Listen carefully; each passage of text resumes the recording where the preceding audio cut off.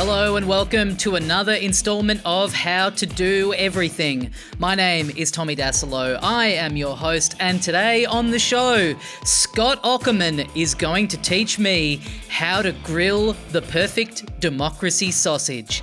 If you like what you hear and you want to support the show, get onto patreon.com/howtodoeverything. There are bonus episodes going up there every week with special guests. Helps keep the lights on in here, and it's very much appreciated by me. Today on the program, Scott AUKERMAN, the host and creator of Comedy Bang Bang, one of the longest running and most successful comedy podcasts in the world. He's also the creator and writer of the Between Two Ferns series with Zach Galifianakis. He directed the Between Two Ferns movie, along with a whole bunch of other stuff that he has been involved in the world of comedy. He's a true tastemaker. He's certainly responsible for most of my comedy tastes have been people that I have discovered through the podcast Comedy Bang Bang. In fact, a big part of the reason why I started doing podcasting in the first place is because of his podcast. I was lucky enough to meet Scott probably 10 years ago or so, a little over, as part of the Earwolf Challenge, which was a podcasting reality show that he put on his Earwolf podcasting network. We took part in the Little Dum Dum Club, and we came second in that challenge. And as a result, got to know Scott a little bit, had him on that show when we were over in LA.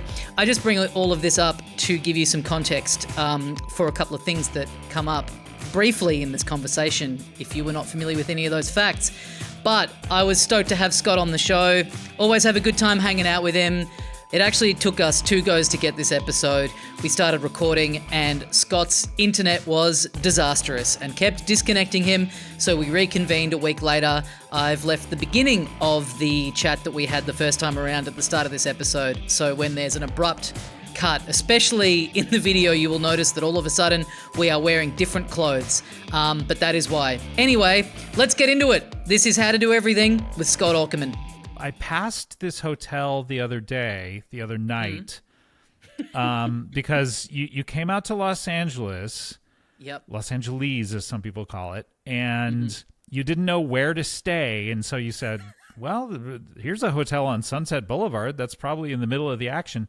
It was in the middle of the action if the action is sex workers and drug deals.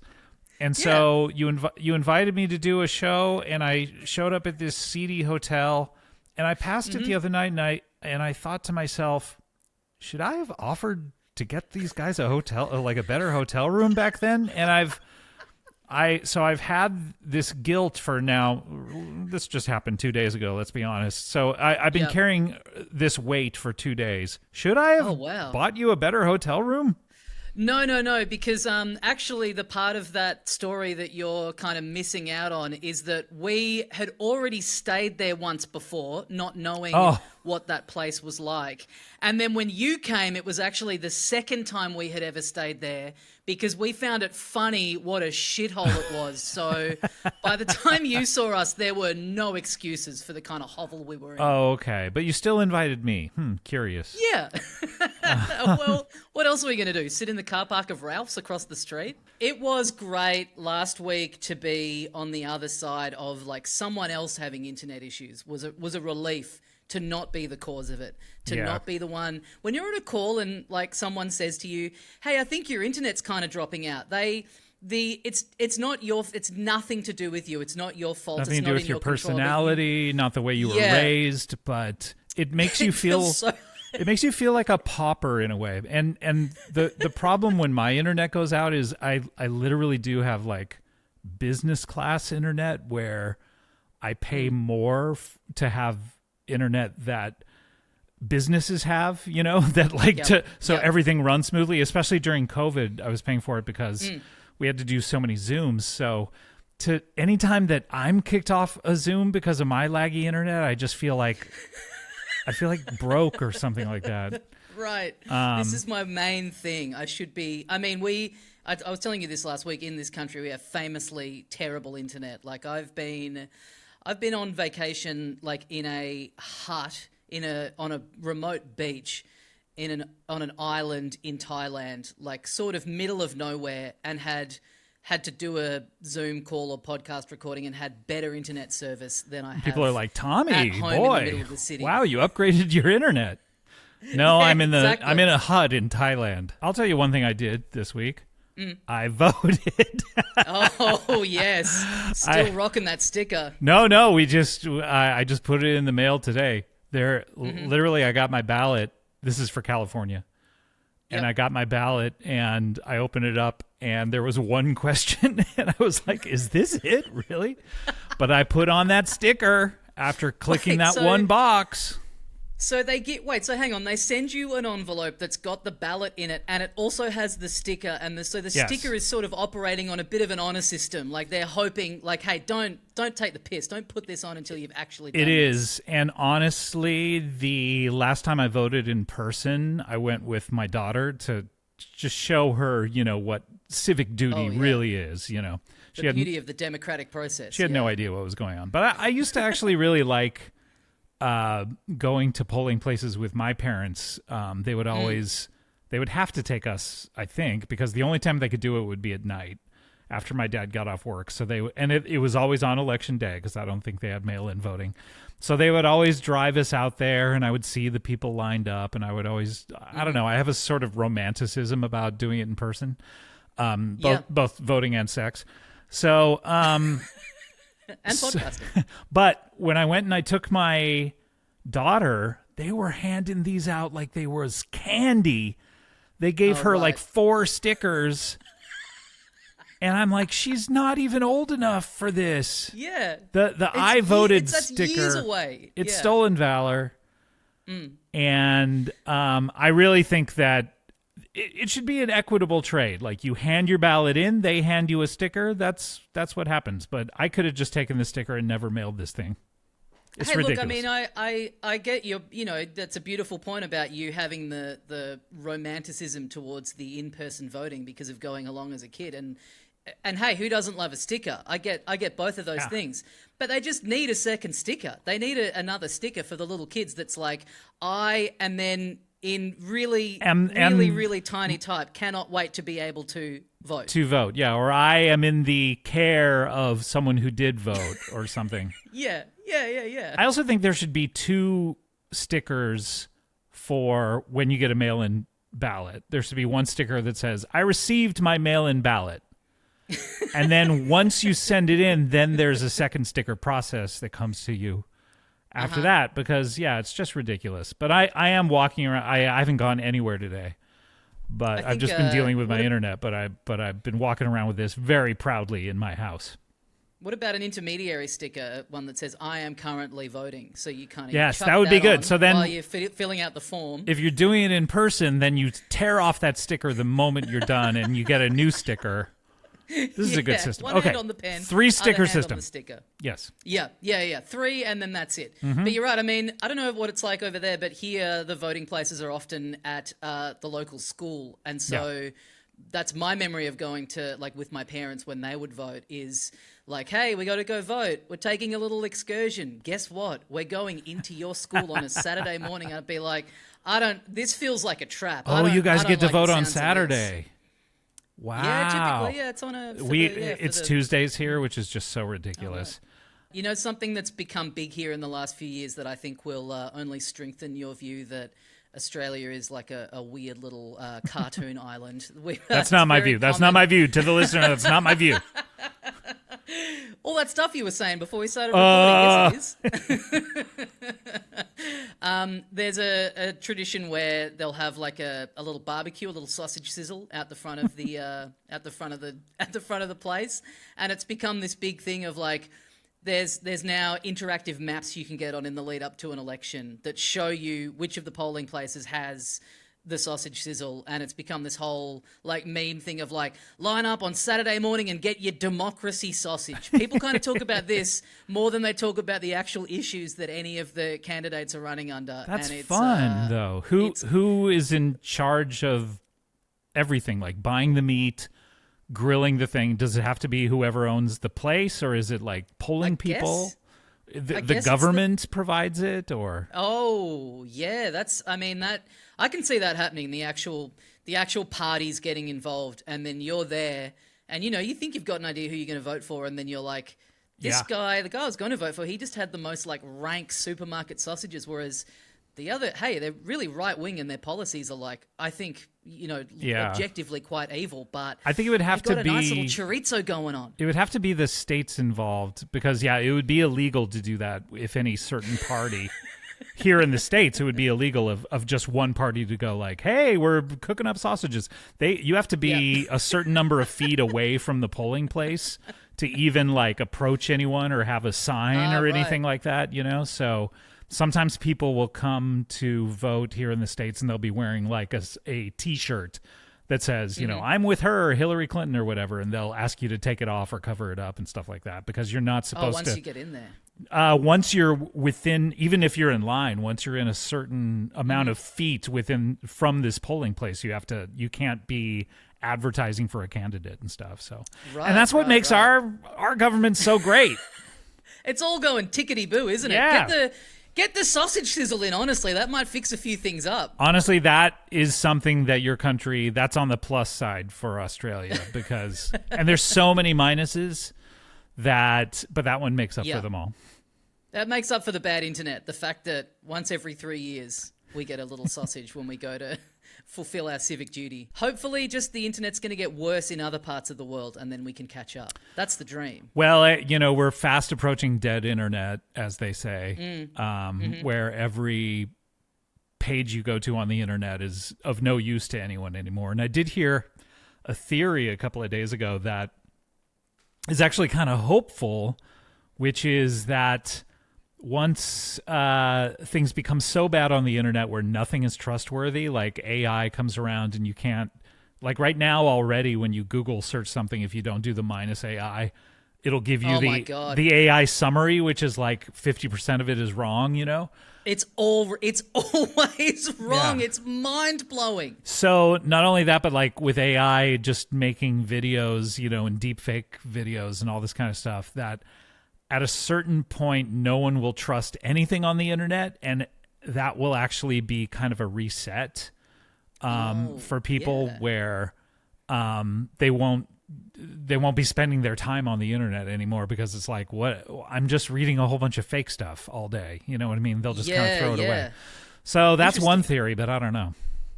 Do you ever feel, because I think about this a lot. Before you even say it, yes. Have you ever had a thought? I think about this a lot in terms of making a living off something that is, all internet based.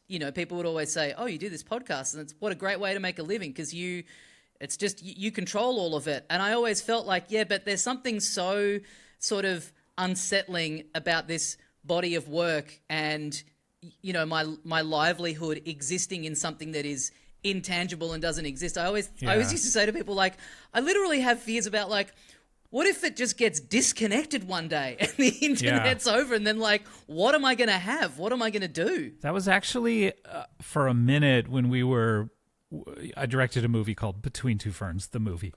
But that just came out here yesterday. Oh, boy, it's really, the internet is bad. That when we were talking about the plot and what the plot of the movie would be, that was one idea, was that Zach was going to unplug the internet, that there was like some plug out in Los Angeles somewhere that he could just like unplug it. And then the world devolved into chaos or something like that. Like it was sort of like Planet of the Apes, people rampaging through the streets on horseback. I was sitting outside at my office yesterday, and there was like these two younger people there who I think were like working on a university assignment, and they did the assignment was like they had to plan a tour. So they had to like come up with a tour plan for like a huge star, and they were doing like as a hypothetical Justin Bieber, and like we would book him into these venues, and here's the transport options we would use and all this kind of stuff. Interesting. And then so they finished working on it, and then they put it into ChatGPT to ask it. They put what they'd written, and then they put like what the assignment was into ChatGPT to ask ChatGPT what grade they're going to get, and and they were really excited. That's what they want to know, instead of, hey, will you do all the work for me? Hey, what grade am I going to get? I don't want to wait 2 days. And they were so excited because they were like, ChatGPT has said that this is a 95%, and the only thing that's holding it back is that we don't have this bit, but we have this bit. We just didn't put it into ChatGPT. So therefore, we're going to get 100%. And they were like rejoicing. They got a drink to celebrate. They were like, we're going to get they thought it was just this like undeniable fact that they were going to get 100% on this assignment. And I was like, I felt a billion years old just sitting next to them. Fucking losers. I hate these two. Insane. Although, to their credit, they're not cheating on their homework, or you know what I mean? They're actually doing their homework. They're just using ChatGPT to pre-grade it, which is... I think I'd respect the cheating more, though, honestly. Like, just using it to, I don't know, like help predict the future. Yeah. I wonder, though, like, obviously ChatGPT and AI sucks shit, but what if it could just predict the future of, like, what was going to happen to you if I leave the house now, will I be hit by a bus? Is it like, what if it starts to be like precog shit, Colin Farrell Red Ball shit, like that would be cool. Like what is the time to leave the house where I will not get into an accident? Yeah, I wonder because aren't they trying to scale back? Like, people were using it for like mental health stuff. Yeah. People were, getting on there and being like, hey, I'm thinking about killing myself. What and they're like, oh, well, here are some methods to do it. You tie this noose.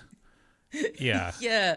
They had to sort of scale back and then there was like a whole thing where people were in relationships with their AI thing. Supposedly. And they had to put these like blocks on. I wonder if it's like, it feels like they'll just have to keep finding things that people are using it for, that they have to go like, hey, we can't get it to answer, will I get hit by a bus if I leave the house? Because if they ever do get hit by a bus, they sue it.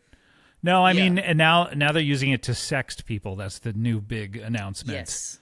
Yes. Is that,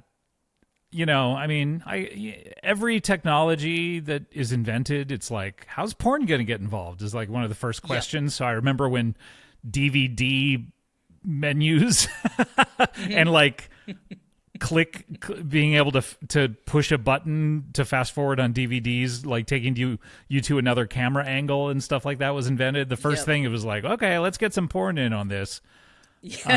Which I think was one of the only real uses for that technology. But so I miss a DVD menu. I miss like a 3-minute little video of a menu screen that would play before you could watch Austin Powers. Oh my God. Best. I remember like the Ghostbusters one, you would have to sit through like all of this animation coming anytime you like would put it in. The more prestigious the release, the longer. If it was like a film that was finally getting released after 25 years, you would put it in and it would be like a full, custom designed menu screen that ran for like 11 minutes before you even got the option to hit play. Amazing. But then the worst one, or maybe just not as bad, but equally equally terrible, we'll just say. But is when you'd put in a DVD and then it would just play the movie, right? When you would close the thing, I need some sort of in between where there is a DVD menu with no animation. That pops up. I want something. Yeah, I want a buffer. I don't, you know what I mean? Like my DVD player, my Blu-ray player is all the way in the other room from where I watch it. So when I put it in, I don't want it to start within the next 10 seconds. I need to sit down. You need a buffer getting your little fanny into the seat. But I don't need the 6 minute. By the way, does fanny mean what I think it does out in Australia, or is that just in England? I think we kind of use it in whatever way. We sit somewhere between the UK and the US is how we like to view ourselves. So it's sort of very context dependent. But when I used it just then, I was meaning your pussy. Okay, thank you. I thought so. I could tell from context clues. I mean, I love to think about all the energy that those two guys were wasting just trying to figure out what grade they were going to get. How many gallons of water had to burn down? Exactly. Yeah, exactly. Are you, because at the moment, is it a thing where if you're like in a conversation, if you're at a social gathering with anyone who's not in the biz, people love to be asking you like, you must be pretty worried. You must be pretty worried about it being able to take your job and do a better job than you. I can't imagine. I mean, I just can't imagine any job being taken by. I mean, I was reading an article about AI today and how it's like, yeah, it's being used in these minimal ways that we've always used technology. It's like if it can be used to speed up a render for a computer or rotoscoping or whatever, then yeah, let's have it. But I just can't imagine ever like a studio going like, I mean, I can't imagine it because I've dealt with studio executives who have been very frustrated with my writing sometimes, and I can only imagine them going like, "Why don't I just put this through ChatGPT and see what pops out?" But I don't think my fear is it doing a better job than comedians. My fear is the people who make the decisions, who are in charge of the money, being like, "Well, this is a cheaper way of doing it, and if it works, okay, then that's good enough." I mean, a lot of movies do get made without a complete script, and they just kind of go like, "We'll figure it out while it's on its feet," which is a big waste of money. But, but I that's the thing. Even any tool, you're gonna need a human being to clean up after it anyway. So, why not just use the human being? Like I was reading something about musicians who, you can do an AI music thing, but you're gonna need a musician to clean it up, and then they're pissed at you for going to AI in the first place. So why not just go? Just go to the musician originally? So I don't know. I think about editing movies and TV shows. How you used to have to literally slice the film and tape it together and all that kind of stuff. And then when I was working on my TV show and the Ferns movie, we were doing stuff so fast, even faster than when I worked on Mr. Show back in the 90s. Like doing Mr. Show back in the 90s, one sketch could take you a whole day to kind of like try to figure out and sift through the footage, even though it was stored in a computer. It was so rudimentary at the time. And nowadays with the Ferns movie, you can see any angle you're doing and you can stitch them. It's just so fast now to where I would be getting like impatient. Sometimes if a computer had to render something for 10 minutes, I'd be like, God damn it, like, what is the holdup? And then I would think back. And it's almost, I've sat in edit suites where it's almost overwhelming because you're like, can we see it like that? And you get it like that almost immediately. And then you realize, oh, you know what? I actually didn't sit with the previous version for kind of long enough. Sorry, can we go back to that and watch that again? Like, you almost do need a bit more time to really assess how you feel about something before you move on to the next version of it, because you can just do that so quickly now. But I don't think, I mean, back to AI, there's always technology that advances and we use it, and you got to keep up with it in order to stay competitive in your field, and it can really help people. But I don't think AI, like, you put all your footage of the movie that you shot into a computer and run it through AI and go like, edit this together for me. It will never be able to do that. It will just like maybe help a real human being do something faster. Yeah. Sure. And so maybe we're going to cut out some jobs that used to exist, like, in editing. There's probably an assistant editor back in the day who would be like going through all the tape rules and all spools and all this kind of stuff. There still are assistant editors though who there are plenty of jobs, so I don't know. It's I don't really fear that AI is going to replace anyone on the creative level, because it is a creative medium and you need creative people, and no matter if the money people want to get rid of some people, there will be technological advancements that naturally people will lose some jobs, but not all the jobs, I don't think. I just never think that we're ever going to see a movie made completely by a computer, starring computers and, starring computers, yeah. Like, yeah. The journey of an iMac who meets a PC from two star-crossed lovers. Yeah. Justin Long and who was the other guy in that ad? John Hodgman. Yes. There we go. Get him back. Did you have those ads in your country? I don't know if they were on TV or not, but wonder how you know about them. Oh, from what we're talking through right now, the goddamn microphones.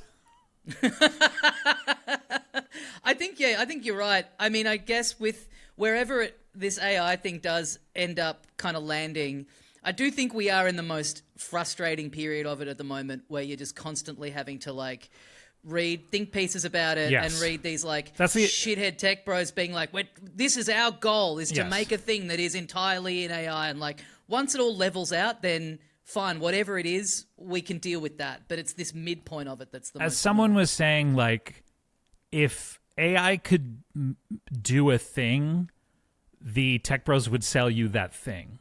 They wouldn't sell you the thing that makes the thing. You know what I mean? Like, it can't do anything that they're saying. They're just saying like, oh, it's gonna, and then idiots who write for major publications whose, you know, owners are invested in the economy going a certain way, just regurgitate these claims of like AI is going to reshape the industry. Well, no, it can't do anything at this point. Yeah. So I just don't see it. It also, from what I'm hearing, it is a huge bubble that's going to burst and kind of ruin the economy very soon. So because such a large percentage of the economy is tied up in these companies that are making huge bets on AI. But remember, just 4 years ago, if that, they were talking about the metaverse, you know, and how I remember those articles about like, wouldn't you want to buy some real estate in New York City if it were offered, you know, if you were one of the first people to travel over here on the Mayflower and you could buy some real estate in New York City? Well, that's what the metaverse is going to be like. You want to stake your claim in it right now. And then it just went away quietly and no one ever talked about it ever again because no one went on it. And I think that's what AI is probably going to be like, is like there are just no practical uses for it right now other than making videos of Trump playing guitar with, you know, Freddie Mercury singing and Brian May on the other guitar, who is like, you know.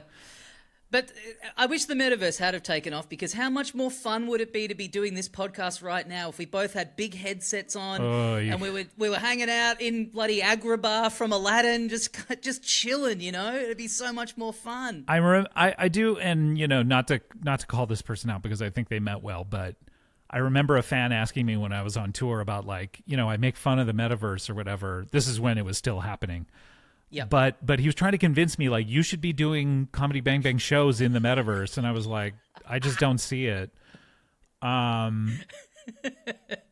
don't know. You know, who knows? That's the best. That's the best guy to interact with after a show. A guy who's read an article that day, who's like, "This is what you should be doing. This is what you should be doing with your craft." I think he probably worked for a company, and that's the thing. When you're working for these companies, there's a fine line between the owner of the company pushing their priorities on you of what they need to make all this money, and the other flip side of it is you're thinking, I'm getting all this insider information because I work at this company, I know the possibilities. And that's where I think most people fall, unfortunately, is like, whoa, look at all these possibilities, only I know about just how huge this is going to be because my boss tells me this. And then the public looks at it and goes like, no, you know, AI has no users. Like all these Chat GPT, they're losing so much money, and they have no users, and so I just don't see it ever being a real thing. Yeah. Hard cut to 3 years from now. I'm like, Chat GPT, will you write my movie? I've got you back on the show, but it's an AI simulation of you in the metaverse, which has made a comeback. Changed its tune. Yeah. Well, one thing I wanted to talk to you about that you mentioned is a skill of yours, and which anyone who follows you on Instagram will know, is that you have a great skill for booking concert tickets. I'm always so jealous of the concerts that you go to, and in fact, there'll be a few where I'll see you at something and I'll be like, oh, I know that person hasn't toured here yet. They probably are going to tour here soon. So you're using it as like kind of a preview for you to buy tickets. That's great. That's what it's intended for. Yeah, exactly. Yeah. There's so many shows I've like seen you at in the last little while that I've wanted to talk to you about, like that 9 Inch Nails show looks incredible. Oh yeah, if it gets out there, you should go see it. It's really crazy. It's one of the most technologically advanced shows I've seen, and the music was good too. But like the light show was one of the most incredible light shows I've seen in a while. I've been seeing concerts for a while, and just seeing the technology evolve I mean, I was at one of the first U2 Pop Mart shows in 96 or 7, where it was the first concert to ever have a giant video screen. And they pioneered that technology. And that's only been now, less than 30 years. I mean, to me, that seems like a short amount of time, but to people who are 20, they're like, yeah, that's my whole entire life. But, concerts used to be, the sound would be not that great. And, there's no video, and you that's why you wanted to be close, is because you wanted to see the people up close. Yep. Nowadays it's just crazy what they're able to do with not only the video, but the sound and the lights. Absolutely. It's I crazy. went to a couple of shows back to back a couple of years ago. I think in a short space of time, I saw maybe Tame Impala and Tyler, the Creator, that were both these huge stadium shows. And there were a lot of young people there who you could tell it was their first concert. And I was just thinking about like the spectacle of both of those shows and how I found it amazing as someone who's been going to concerts for my whole life and is nearly 40, and thinking about, if that was your first experience at a live concert. Because, when I started going to concerts, you wouldn't get anything like that. You weren't getting like big screens and these big interactive stage setups and everything. Like, I remember going to see Coldplay when I was like 17. And I remember like all the lights in the stadium went yellow when they played Yellow. And I was like, oh my God. I was like telling people about it at school the next day. Like it was, you're not going to believe it. Like that to me was the most mind-blowing piece of technology. And looking back on that now, it's like, that's nothing. They're just up there with their instruments and like, the guy who works at the arena probably was like, oh, I got a good idea. I'll hit the yellow button. No, you'd maybe have like a backdrop that a band would pay for. I remember when I saw Crowded House back in 89 at the Palladium. They had a volcano because it was the Temple of Low Men tour where they had a volcano on the cover. And they had just a painting of a volcano behind them. And I remember at one point, I saw that show 4 times. I remember at one point during one song when the chorus hit, like little flames of fire that were also paintings would or were fabric would shoot out. They would like turn on the air blower essentially, and like fire would come out of the volcano. That was the most that we would expect, and we were always like, "Whoa!" For you at the time, I bet that felt like the equivalent of being at the Sphere now. Yes, like, exactly. Oh my God. Yeah, no, but like just seeing what they can do with the Sphere now is, and again with the sound. Like when I went to the Sphere, I think they have a speaker pointed at every seat in the Sphere.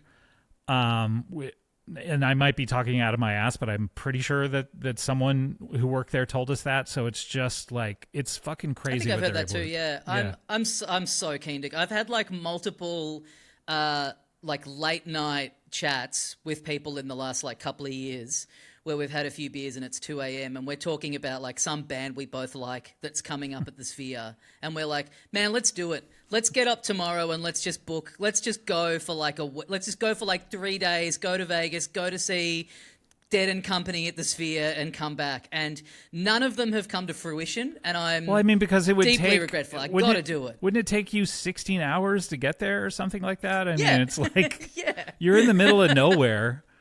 I mean, with us, I think it's a 45-minute flight from LA to Las Vegas, and I went to the Sphere on opening night to see you too. And our daughter was a year and a half, I think, and it was we had never left her for the night and gone like out of state, and so it was just such a good opportunity.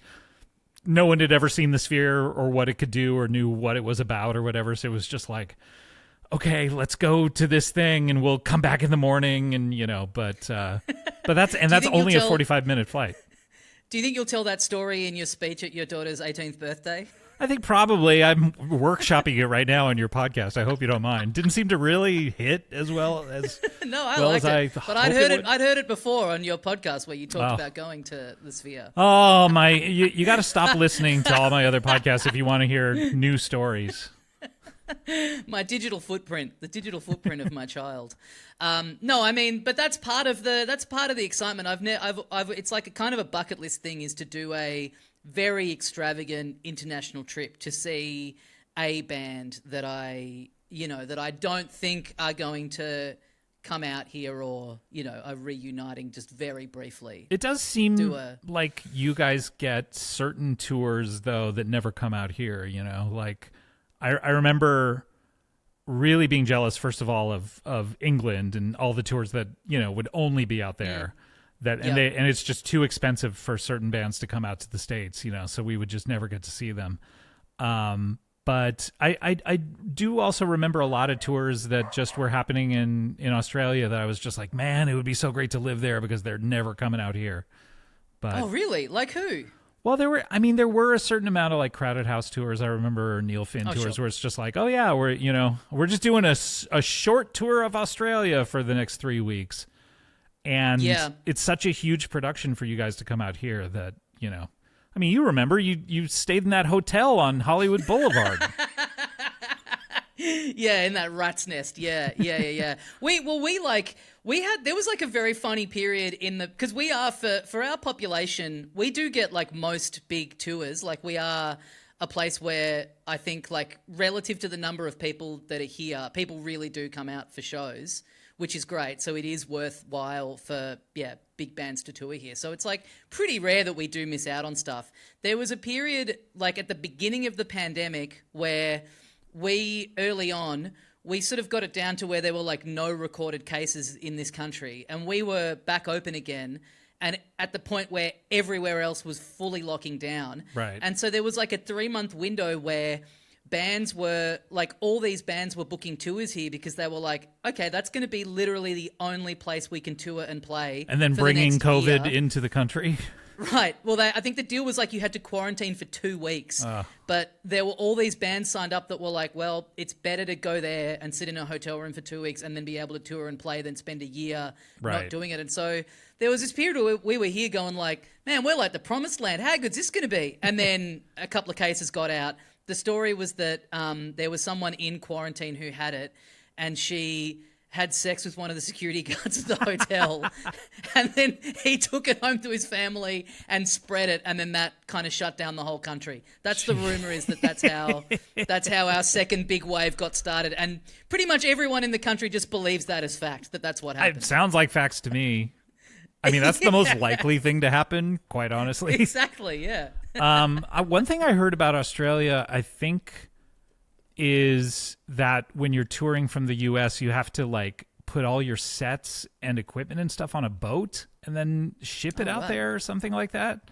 If it's a big tour, I don't know. That might not be true, but I mean, I'm certainly some bands are so big that they can do it on jet planes, but like the economical way is to do it by boat, which reminds me of when we did the Comedy Bang Bang book. Like, it's so crazy that a big part of the process was the reason you have to be so many months ahead in advance is because these books get put on a boat from China and then it takes weeks for them to arrive in the States, so it's just like... I'm always surprised when someone announces that they've got a book coming out and you get so used to people being like, hey, I've filmed a stand-up special. It's going to be on, Netflix in 2 weeks or whatever. Yeah. And then people will be like, hey, I've written a book. It's out in February of 2028. And you're like, why do we need this big of a lead time to get pumped for reading? Clear the schedule. Get all your other books read in anticipation of this coming out. I think not only do the books have to be shipped, but I signed over 10,000 books. And they shipped the end papers first from China. Mm-hmm. The things I would actually, they didn't send me all 10,000 books. They did the end papers that weren't glued in yet. Right. And then we shipped them back to China on a boat, and then they put them into the books, and then they shipped them back on a boat. Now, it's just... hang on. That does seem... Why could the end papers not have been glued in the States? That does seem like adding a bit unnecessary time on. We just don't have the infrastructure for it, Tommy.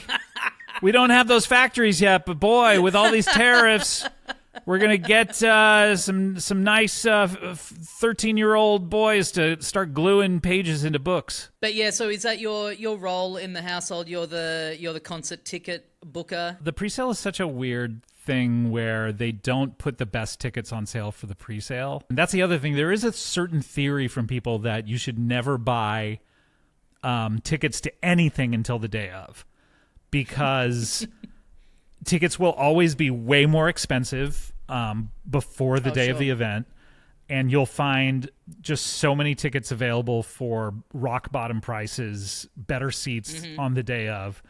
And that was sort of what happened to us with Beyonce. My wife bought tickets for Beyonce in the whole like auction, the Bayhive or whatever. She got picked to get pre-sale tickets, and they were shit. They were the worst fucking tickets, and she paid through the nose for them. But it was that rush of like, I got to get these tickets and then as the day approached, we were seeing like better tickets were all cheaper because she couldn't sell out these giant arenas. Oh, sure. And so she found this on TikTok. There were so many people complaining about getting shitty seats in that presale that Ticketmaster replaced everyone's tickets with way better seats. So we ended up on the day of the show complaining and getting front row seats. Oh, hell yeah. And so it's crazy. Like if you see my Instagram from the Beyonce show, she's literally walking by me the entire time. And it was just like, it was That's crazy. That's a good tip. It's got to be one of the worst like offshoots of capitalism. Congratulations, you're in this auction and you've won the opportunity to pay money for this thing. Like the airlines here now do a thing where they'll email you and they'll go, here's some important information about your flight. And you're like, oh, I'd better open this. Maybe it's been cancelled or the time's moved. Right. And it's like, hey, do you want to bid on the chance to get a business class upgrade? It's like, what? This isn't important information. This is you. Yeah, trying to sell me something else. Trying to make me think that I'm like winning. I'm winning the opportunity to give you more money. That's so funny, the bid. And what do? They take the highest bid, right? Yeah. But it's like lower than what it would actually cost to upgrade. What a scam. I've done it once and put in just the minimum, the absolute minimum that you can bid, which was like $100 or something, and got it. Got it. No one else had bid on it. And they give you this thing where they're like, now you can bid this if you want, but you're probably not going to get it. Oh, okay. Well, it worked for me once. Yeah. It's another great feeling is when you arrive though at your flight and then you get an upgrade that you didn't expect. Oh yeah. That is so nice where you're just like, I've been bumped up to first a couple of times and it's just, and sometimes without my wife and it'll just be like, see ya, honey. Wow, how's that play when you get back home? That's honestly my worst nightmare is having to have that conversation. She understands because I'm so tall and uncomfortable in regular seats that she would rather that it be me, you know? But one time when we were coming back from Hawaii, it was one of those red eyes that you have to take when you're coming back from Hawaii. And so we had to sleep on the plane. We intentionally bought one aisle seat and one window seat with a seat in between us that, you know, we did that so we could be comfortable. And I remember we got on the plane and the person who was checking our ticket said, "Are you guys together?" And we said, "Yeah," offhandedly. And she went, "Oh, hold on," and then put something through a machine and then gave us new tickets that was one in the middle and one, you know, so they were right next to each other. And I said, no, we didn't want these. We intentionally. And they were like, well, we can't change it now. So you just changed it. You just changed it. Because that is the great couple travel hack. But I feel like the sort of unwritten thing of it is if it's a full flight, you have to accept that, you know, you have to move over. Like if you get there and there's someone in the middle of you, you are going to end up being like, hey, can we actually sit next to each other? I don't care about sitting next to my wife. I see her every day. Well, I will speak from the experience of being the person on the other end of that. Because when I was like a few years ago, I was going around Europe and I was on a flight and I was in a middle seat and it was older couple sitting either side of me. and I was like, oh, do you guys want to? And they were like, no. But then continued the entire flight. They Talking were like to each other? having a conversation over me and like sharing bits of food. Fuck like, these people. Passing shit over me. No. And I was like, No. guys, I get it. You wanted the seat next to you empty, but it's not. Just sit next to each other. I don't like that. I think if you get the aisle in the window, you are barred from talking to each other. Yeah. For the remainder of the flight. And I'm willing to do that. I am willing to not talk to Kulop for the entirety of the flight. I don't give a shit. Yeah, I'll go weeks if I have to. Hell, I'll get divorced before I get on the goddamn plane.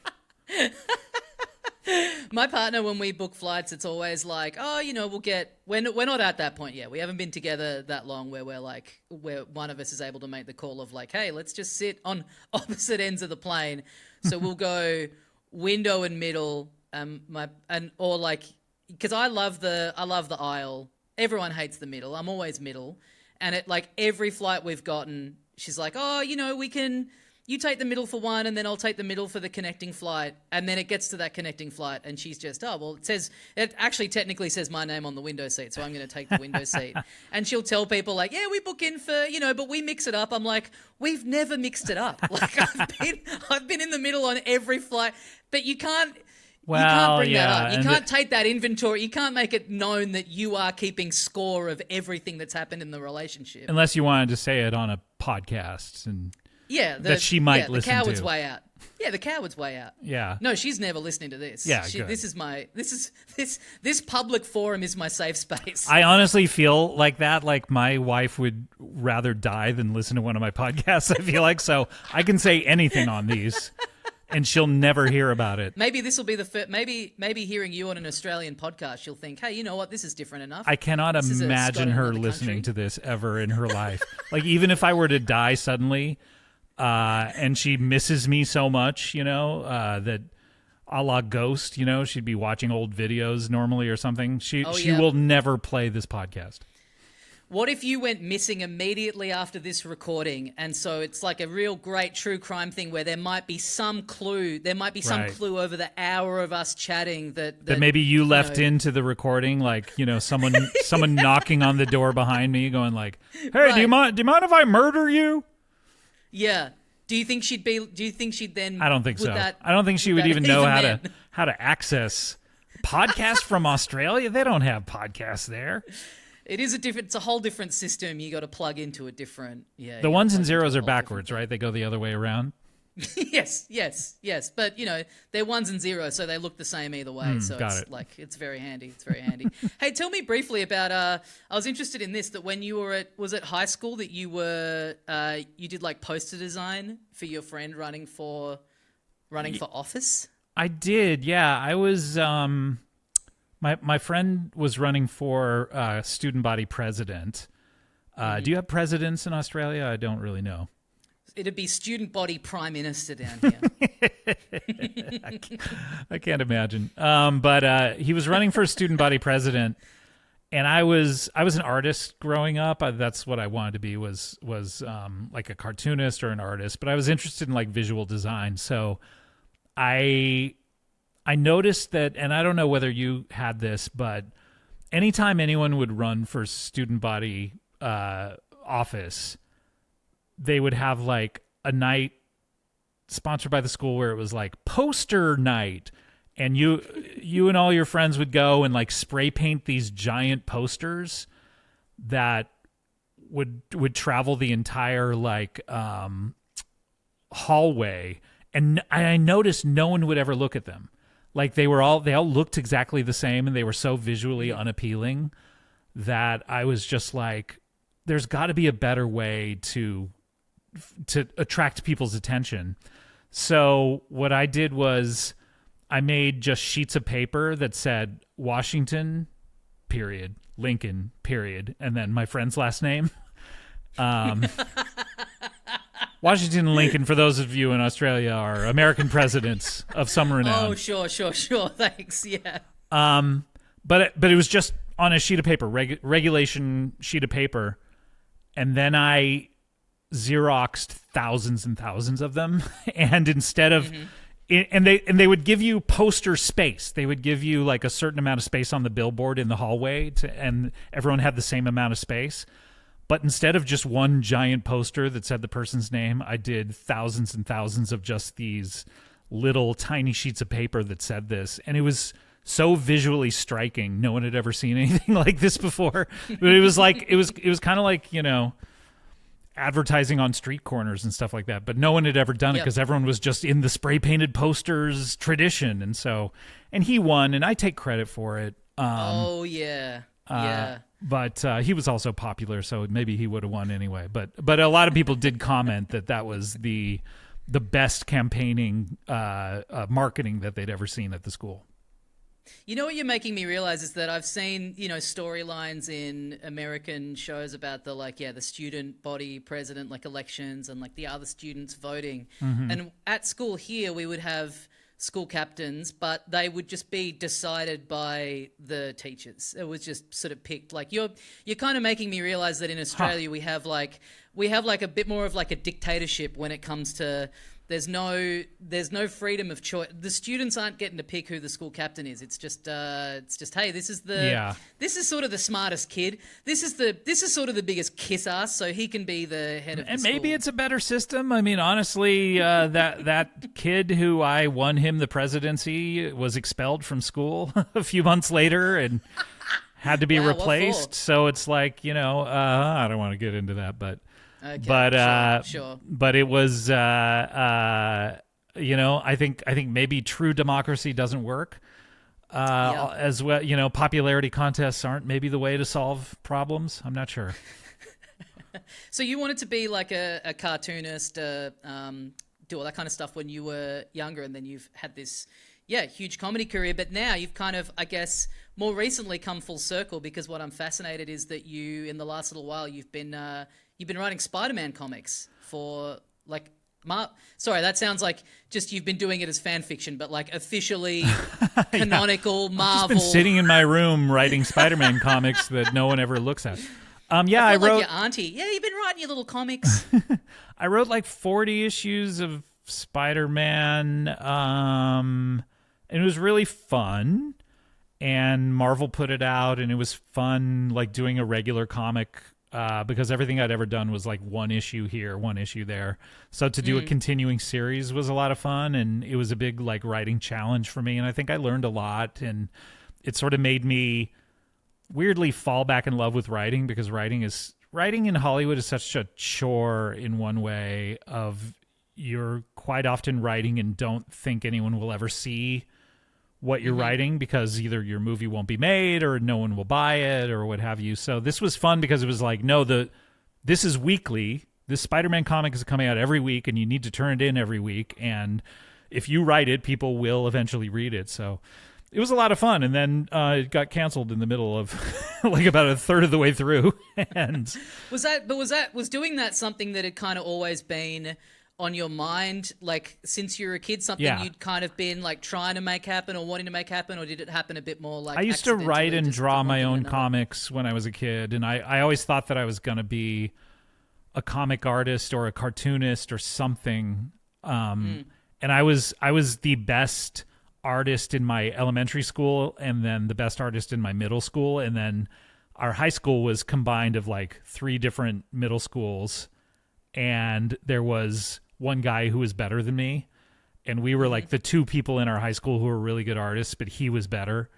And so I just was like, you know what, if I'm not going to be the best, I'm just going to quit. So I just got more interested in drama. Right. But he was really good. He's one of the best comic book artists in the world right now. So it's like, oh wow, his name's Phil Jimenez, but he just wrote. So you were proven right. You were proven right by dropping out of the race, that he actually did go on to become. Yeah, he was better than me, but it's like I could have done it if I had wanted to. But you could.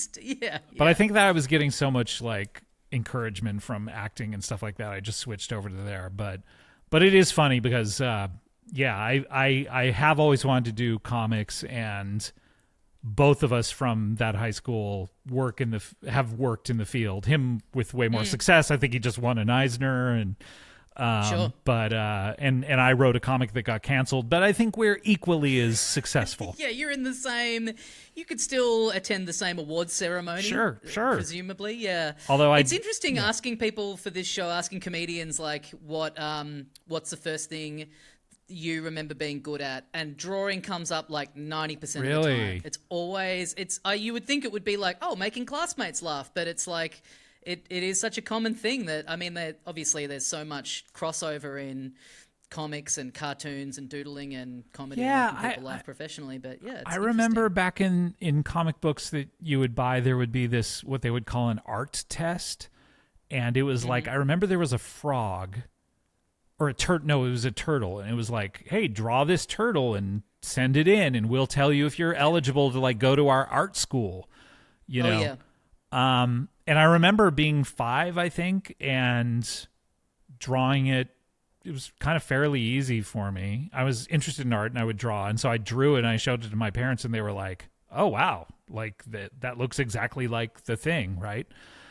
And at the time, I was like, "Well, yeah, like there's the thing," and then all I had to do was just draw it. You know, I was thinking it was so easy, but then, you know, my parents acted like it was some huge thing, but then I have a 3-year-old daughter, and anytime she tries to draw anything, it looks nothing like the thing. So it's like, maybe it is like a skill that I just somehow knew how to pick up. Like she'll I remember, sorry. She'll draw dogs, and it's just scribbles, and she'll go, "That's my dog." And I'm like, "Oh, sure it is, honey. Try this turtle." Right. I thought you were going to say the realization was like your parents were like, "Wow, that looks spot on." And you now realize as a parent yourself that your drawing didn't look spot on. That's just a thing that you say as a parent to give encouragement. Oh no, I knew it looked good. Like I was always pretty talented at art, where I could like imitate a style and like sort of figure it out. When I was in acting school, I actually got in trouble my first semester because I would just sit there drawing the teachers all day, and I was like, they were all really good drawings of the people, but my teachers were all like, "You're not paying attention. These are all good, but you're not here to draw. You're here to." Is it my fault that every teacher who works at this school looks kind of fucked up, has like a big nose, and is always roller skating, and you know, playing has soccer, a hobby that is football, very visually represented? Yeah, thank you. Because did you ever have this? Because similar thing, like the writing into or the sending drawings into magazines. I remember there would be like a comic competition, like submit a little comic strip and we'll publish the best one. And I remember thinking like, oh my God, this is my big break. This is like this is the first step. This is going to get published, and then I'm just going to be like a famous cartoonist and sending this thing in and same thing, showing it to my parents, showing it to my friends, and then being like, that's awesome. And getting it sent back, and they were like, oh, thanks, but no thanks. And being like devastated. And then seeing the one that did get in, and it was like this really crappy, like rudimentary, just shitty drawing, and like being like, what? Mine's so much better. But realizing like, no, this is like getting older and realizing, oh, this is a magazine for children. And it's like, no, they're not sitting there and going like, let's pick objectively the best skilled one. Yeah.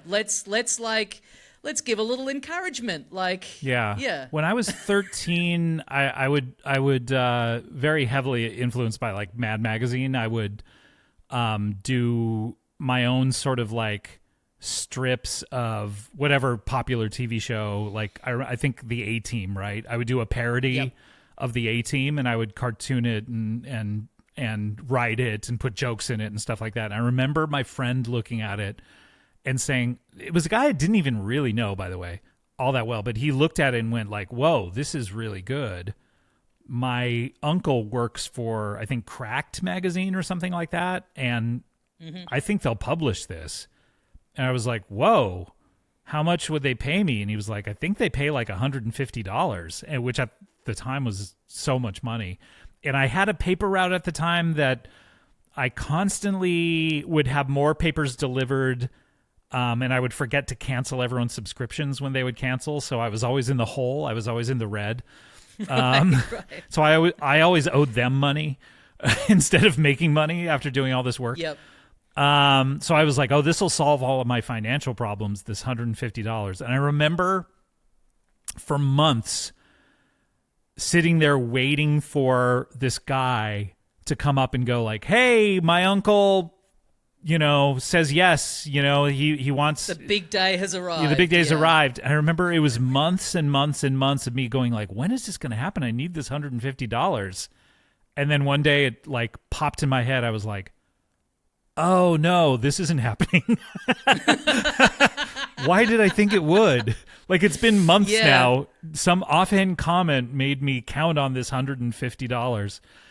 But that's good. That's good prep for showbiz, though. That's just it's all waiting around on a wing and a prayer. I feel like I matured that day. Like something in my brain got older that day. Of like, no, you're like, this is not the Deus Ex Machina that's going to solve all of your financial problems. Like, this was an offhand comment that this guy you barely know made, and he hasn't thought about it since. I've told this on here before, but I think you'll enjoy this given your Mad Magazine appreciation. When I was 13, we went to America as a family, and we were in New York.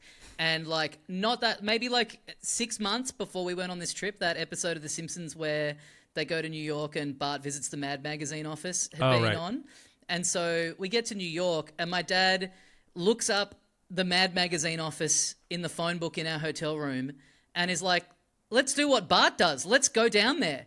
I think you did. You told me this before. I think when we were first, and you guys went down there, and then they introduced you to everybody, right?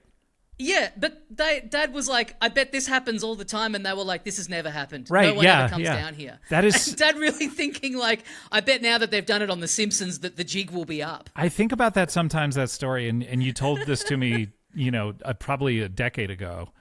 Yeah. But I think about that a lot, of just like what a thrill for them to have like a huge fan show up at the office. Now, I don't want any fan of mine to ever show up at my workplace. It sounds very dangerous at this point, but for a little kid. Yeah, and in the days of like being able to, DM someone that you're a fan of on social media, and they might just see it and respond. Like, I mean, great instincts by my dad, like hitting the city and being like, let's just look them up in the phone book and just walk down there. That's so cool. And were you sitting there instincts. Like as you approached the address going, this will never work, Dad, you're so stupid? What? Or were you like, yeah, this is great, Dad? I think I probably did have a bit of a sense of, I mean, exactly what we're talking about, like wanting to be a cartoonist and sort of wanting to, thinking that you're maybe gonna, like entering drawing competitions in magazines and thinking maybe this will be my big break. And I'd maybe like had some drawings with me. Like I think maybe I thought they would buy I could the show drawings. Some stuff. They'd be like, let's get this 13-year-old. All right, kid, get to work. roll up your sleeves and dip your pen into the ink pot. Yeah, because like I'd had so many. I remember when I was in hospital when I was a kid, they had like a poster competition for the hospital of like, I think it was some warning about like if you have a coffee, make sure you've got the lid on it because it can, if you spill it, it's going to burn you or whatever. And I did this drawing and won it, and it really felt like, oh, this was actually done on merit. They didn't just give this to some little scribble. And being so excited because the whole thing of it was the posters are going to go up all over the hospital. And they just never did it. They just literally never printed them up. And I kept asking, like, when are you going to do this? And they were like, oh, yeah, down the line. And I now realize, like, I was in hospital with a terminal illness. Like, this must have just been... must have been something that give him a little hope. Give him something to cling on to. Well, it worked. You're here. I'm here, yeah. You should go by the hospital and go like, hey, guys... When's this poster going up? Yeah, when is it going up? I've redone. I'm even better at art now. I've redone it. I won't even charge you. This is on the house. Well, hey Scott, thank you so much for joining me. My pleasure. Glad we could get this to work this time. And, yes. Apologies for the last time, and great to see you again. You're such an important part of podcasting history with the Earwolf Challenge coming in second place. And I know. Even though the fans thought you should have won first. I was having a conversation with Elizabeth Lame recently, and I told her this is on mic. I told her I thought I was just reminding her about like, hey, remember when you won the Earwolf Challenge and all the fans like spammed our message boards and were upset and like canceled their subscriptions and all that. She's like, no, like she didn't realize that was going on. And I was like, oh, I don't mean to tell you this, like to say, oh, I'm sorry I brought it up. No, believe it or not, that was kind of kept from us. I thought it was pretty public. We like said, hey man, like when this is announced, anyone who complains about it on the message board is going to be kicked off the message board permanently. Because there were so many people complaining about it. It was just like, you know what? Why have a final challenge if you're not going to take the winner of that challenge and give them the prize? You know what I mean? Exactly. Like it can't. Exactly. It can't. And it all worked out. You and Elizabeth are both doing fine. You're out of the hospital. Yeah. I was in hospital at the time. You're right. I think that's what made it so devastating, is that I was podcasting from the hospital bed. It really did feel like, come on, this guy might not have long left. Give him a little victory here.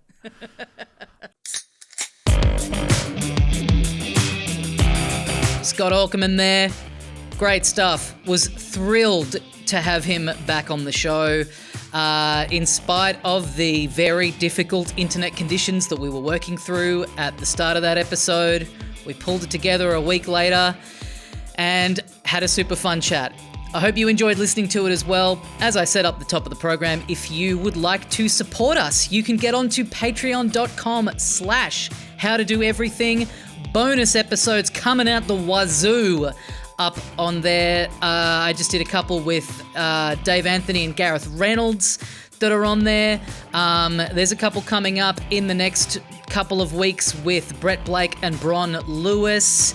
There's all sorts of special guests on there. And heaps of fun stuff on there.